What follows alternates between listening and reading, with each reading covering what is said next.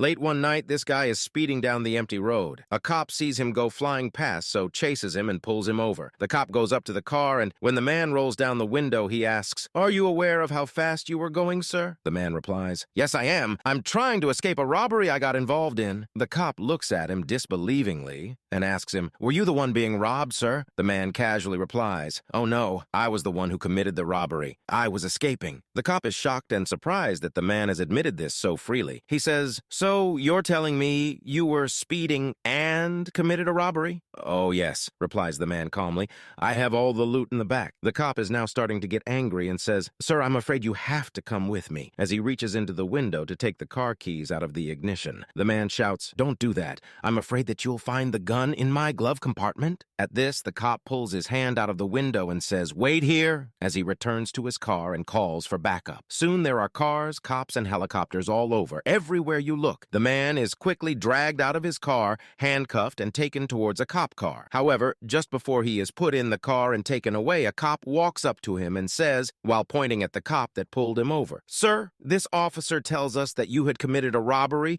had stolen loot in the trunk of your car, and had a loaded gun in your glove compartment. However, we didn't find any of these things." The man replies, "Yeah, and I bet that liar said I was speeding too."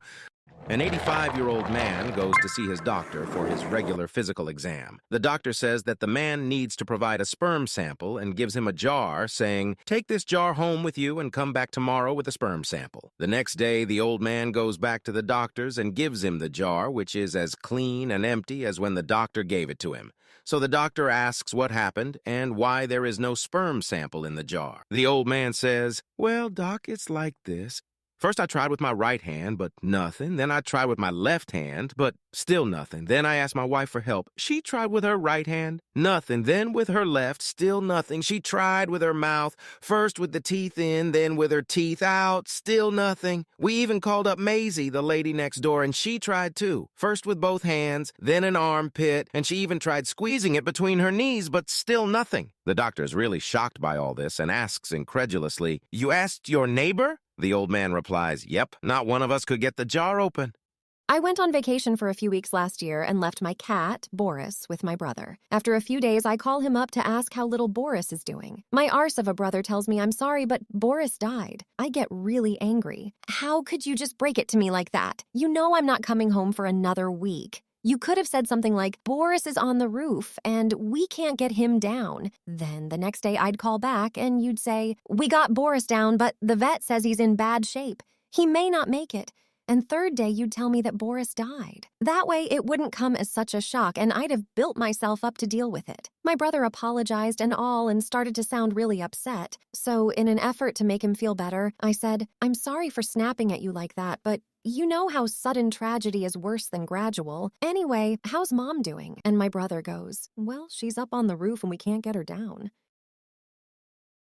A couple were going on a vacation together, but the wife had an emergency at work. So they agreed the husband would go as planned and his wife would meet him at the hotel the next day. When the husband got to his hotel and had checked in, he thought he should send his wife a quick email letting her know he'd got there okay. As he typed in her email address, he made a typo, and his email was sent to an elderly preacher's wife. Just so happened that her husband had sadly died just the day before. When the grieving old preacher's wife checked her emails, she read the one from the holiday maker, let out an awful, loud, piercing scream, and fainted on the floor. At the sound of her falling, her family rushed into the room. They tended to her and then looked at her computer and saw this email on her screen. "Dearest wife, just checked into my room. Everything is prepared for your arrival tomorrow. P.S. It sure is hot down here." Bill is putting his young daughter to bed one night, and as he walks out the bedroom door, he hears her saying her prayers. She says, "God bless Mommy, Daddy, and Grandma. Rest in peace, Grandpa." Bill rushes back into her bedroom and asks her, "Why did you say the last part?" His daughter replies, "Because I needed to." The next day, Grandpa dies of a heart attack. Bill is worried about his daughter, but thinks it must just be a sad coincidence. That night, he tucks his daughter into bed again, and once again, he hears her saying her prayers. "God bless Mommy and Daddy. Rest in peace, Grandma." Bill is now really worried and thinking to himself, can my daughter really see into the future? The next day, Grandma dies.